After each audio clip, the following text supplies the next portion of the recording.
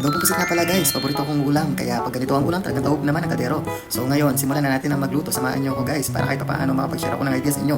Una, syempre dapat chop-chop na lahat ng ingredients para hulog na lang ng ulam sa kawali. Ilagay na natin ang mantika, bawang, sibuyas,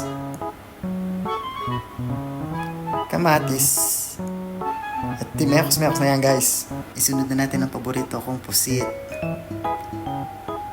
Tapos ilagay na natin ang jowa mo, toyo.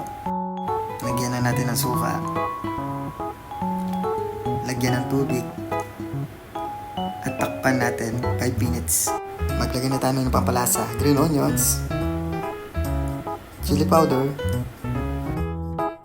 pambansang pampalasa, magic sarap, patis, at black pepper. Lagyan na natin ng asukal para sweet siya sa'yo.